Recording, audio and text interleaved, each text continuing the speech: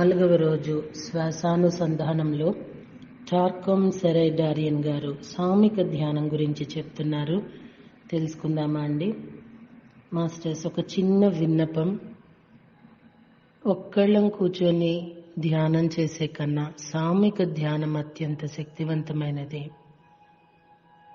ఆ సామిక ధ్యానంలో మనలో ఉన్న ఎన్నో రుగ్మతలు, రోగాలు చాలా బయటికి వెళ్ళిపోతూ ఉంటాయి.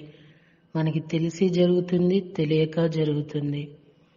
సో అండి, పత్రిసారు సత్సంగము, సజ్జన సాంగిత్యము, స్వాధ్యాయము, సామిక ధ్యానము అని ఎందుకంటారంటే, ఒక్కళ్ళం చేసే పనికి సామికంగా చేసే పనికి ఎంతో వ్యత్యాసం ఉంటుంది కదా.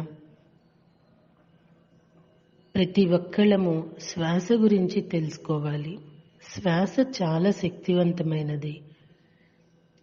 మనం ఎక్కడికో ఎవరో ఉన్నారు, ఎవరో హెల్ప్ చేస్తారు అని ఇంకా ఎదురు చూస్తున్నాము అంటే మనకి మనం ఇంకా అర్థం కానట్లే.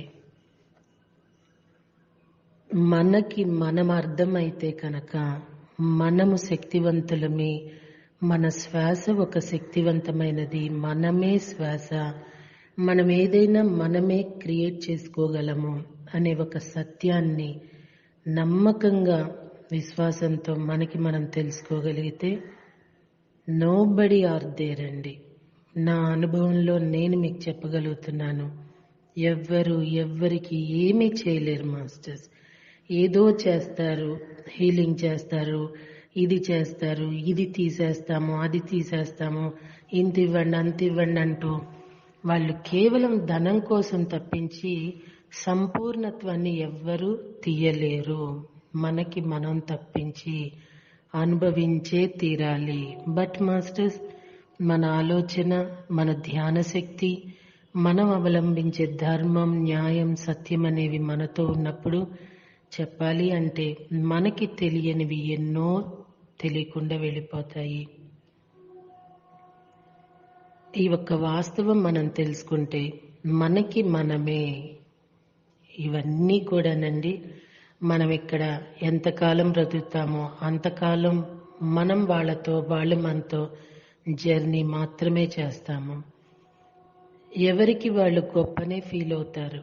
కానీ ఎవరైతే వాళ్ళకేం కావాలో అన్నీ సమకూర్చుకోగలుగుతారో వాళ్లే గొప్ప.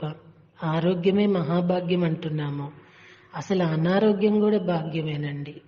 అవధూతులు అనారోగ్యాన్ని కోరుకుంటారు.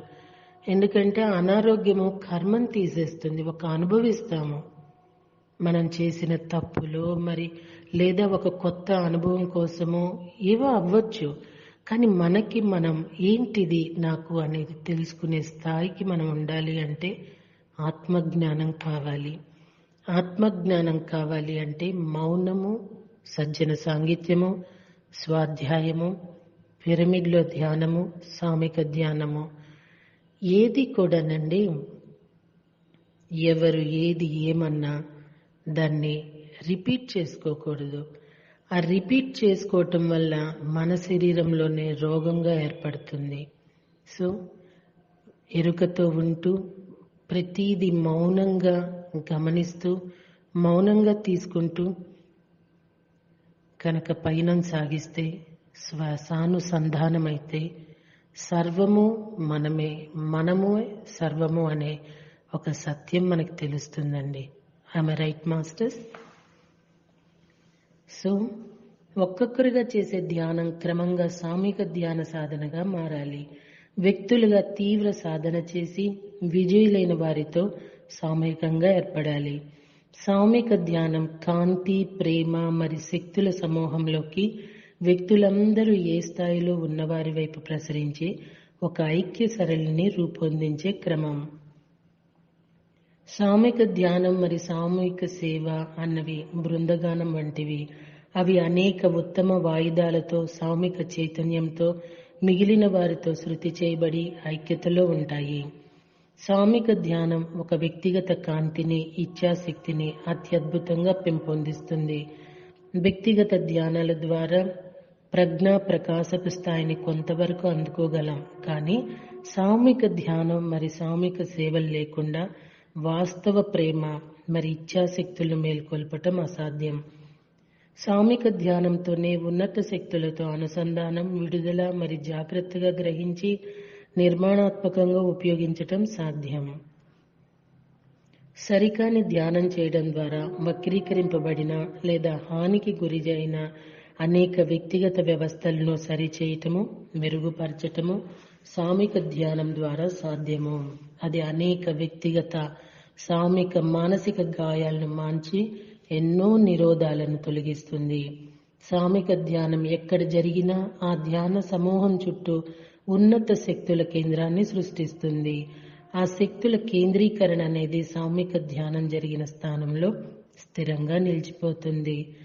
ప్రజ్ఞాపదంలో సమూహపు ఆరా, సమూహ ప్రసరణలు గొప్ప రక్షణనిస్తాయి.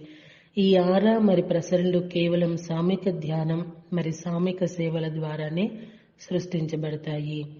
సామిక ధ్యానంలో ఐక్యమత్యపు మాధుర్యాన్ని చవి చూస్తాము, సౌభ్రాతృత్వాన్ని అనుభూతి చెందుతాము, ఉన్నత త్యాగం మరి సేవల కొరకు ఉత్తమ నిర్ణయాలు తీసుకుంటాం. సామిక ధ్యానం శక్తి, ప్రేమ, కాంతుల సుడిని సృష్టిస్తుంది. సమూహంలోని సభ్యులందరూ ఏ సమయంలోనైనా ఏ పరిస్థితుల్లోనైనా దాని నుంచి శక్తిని గ్రహిస్తారు. సామిక ధ్యానం మన మనస్సుల్లోని స్వార్థపూరిత ధోరణులు తుడిచివేస్తుంది. ధ్యానానికి ఉన్న ఒకే ఒక లక్ష్యం అధిష్టానపు కాంతిలో మానవాళికి సేవ చేయటమని గ్రహించి దివ్యేచ్ఛ శక్తితో పూరించబడటమని క్రమంగా తెలుసుకుంటాము. వండర్ఫుల్ అండి. నిజం మాస్టర్స్. అనుభవపూర్వకంగా చెప్పాలంటే సామిక ధ్యానం అత్యంత శక్తివంతమైనది.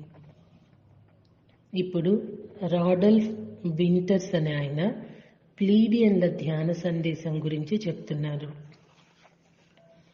ఈ పుస్తకం అండి అనేక పూల సమూహ హారం, శ్వాసాను సంధానం. సో ఇక్కడ ధ్యానం అంటే ధ్యానం అనేది మనసును అదుపు చేసే ఒక ఏకాగ్రత విధానం. దీనిని ఎవరైనా సాధన చేయవచ్చు. మీరు ధ్యాన ప్రయోజనాలు పొందాలంటే ఏ మార్మిక సాహిత్యం తెలుసుకోవటమో, నమ్మకాల వ్యవస్థ కలిగి ఉండటమో లేదా ప్రత్యేక మఠానికి చెంది ఉండటమో అవసరం లేదు. అది మన ఆలోచన విధానంపై అదుపు పొందే విధానం. తద్వారా ఆధ్యాత్మిక ప్రగతిని సాధించటమో లేదా ప్లీడియన్లు వంటి ఉన్నత జీవ రూపాలతో కలిసి ఉండటం సంభవిస్తుంది. మనం కొత్తగా జన్మించినప్పుడు మన శరీరంతో పాటు మన పదార్థ చైతన్యం రూపొందుతుంది. సమాచార సంకరణకై మన పంచేంద్రియాలు దృశ్య, స్పర్శ, వాసన, రుచి మరి శ్రవణ జ్ఞానం పెంపొంది మనం నూతన ఆలోచనలు రూపొందించుకుంటాం. ఇక్కడ మన నూతన సుప్త చైతన్యానికి కేవలం జనన జ్ఞాపకాలే ఉండి మన మనసు ఏ భావాలు, ఉద్వేగాలు మరి ధోరణులు, జ్ఞాపకాలు మనం జన్మించినప్పుడు ఉండవు. అవి జీవిత యానంలో సృష్టించబడి ప్రోగుపడతాయి. జన్మతో పాటు మనతో వచ్చేదంతా ఆత్మ జ్ఞాపకాలు, అనుభూతులు మాత్రమే. మన ఆలోచన క్రమం ఎంతో సామాన్యంగా ఉంటుంది. మన మనసులో అనుభూతులను సృష్టించే ఏ జ్ఞాపకాలు ఉండవు. ఇక్కడ మనకు సక్రమంగా ఆలోచించే అవకాశం ఉండి మన జీవితాన్ని అత్యంత ఆనందంగా జీవిస్తూ ఆస్వాదిస్తాము. ఆత్మ శరీరంలోకి ప్రవేశించినప్పుడు నూతన జీవితం ఆరంభమవుతుంది. మన ఆత్మ శరీరాలు రెండూ ఆరోగ్యంగా ఉంటాయి. ఆత్మ తర్కరహితంగా కానీ అనారోగ్యంగా కానీ ఉండదు. అది కేవలం జీవాత్మ విధియే. శరీరం రూపొందేటప్పుడు గర్భధారణ సమయంలో తల్లి మాదక ద్రవ్యాలు, మత్తు పానీయాలు వాడటం మనోవైకల్యం. నిర్హేతుకమైన ఆలోచన ధోరణితో ఉంటే సామర్థ్యం విచ్ఛిన్నమవుతుంది. నూతన జన్మలోని జీవితానికి అప్పటికే హాని జరిగి ఆత్మ పోగు చేసుకున్న జ్ఞానాన్ని సంపూర్ణంగా వినియోగించగల స్థితిలో ఉండదు. ఇది వారి మేధస్సులపై ప్రభావం చూపి జన్మించేటప్పుడే లోపాలతో ఉండి సరిగా ఆలోచించటాన్ని నిరోధిస్తుంది. గర్భం ధరించినప్పుడు తల్లి ధ్యాన సాధన చేస్తే ఆమె గర్భస్థ పిండంతో సమాచారం నేర్పగలగటమే కాక తన ఆలోచన విధానాన్ని అదుపు చేసుకుని ఆరోగ్యవంతమైన జననాన్ని ఇవ్వగలదు. మన ఆలోచనలను అదుపు చేసుకోవడం ద్వారా మనం మన శారీరక మానసిక ఆరోగ్యాలు రెండిటిపై పట్టు సాధించి ఆ నూతన జీవితానికి మంచి ఆరంభం ఇవ్వగలం. ధ్యానం నేర్చుకోవటం వలన మీరు ధ్యాన ఏకాగ్రతను పెంపొందించుకుంటారు. ఇది ఒక ప్రత్యేక విషయం మీద ఏకాగ్రత నిలిపి ఉంచి దానిని స్పష్టంగా చూడగలిగే సామర్థ్యం పెంపొందించుకోవటంతో పాటు భావాలు, ధోరణులు, జ్ఞాపకాలు నకారాత్మక మరి సకారాత్మక ఆలోచనతో చెలించకుండా మీ మనసులోకి ఏ ఇతర ఆలోచనలు రానివ్వకపోవడాన్ని సాధనం చేయటం తప్ప వేరే ఏమీ కాదు. ఒకసారి ఇది సాధన చేస్తే మీరు మీ ఆలోచన విధానాన్ని అదుపు చేసి మీ ఇచ్ఛాపూర్వకంగా శక్తివంతమైన ఆధ్యాత్మిక సామర్థ్యాలను పెంచుకోగలుగుతారు. జీవితంలో ధ్యానం అనేక విధాలుగా తోడ్పడుతుంది. రేపు ఆధ్యాత్మిక శక్తులు అంటూ ఈయన ఏం చెప్తున్నారో తెలుసుకుందామంటారా? Thank you.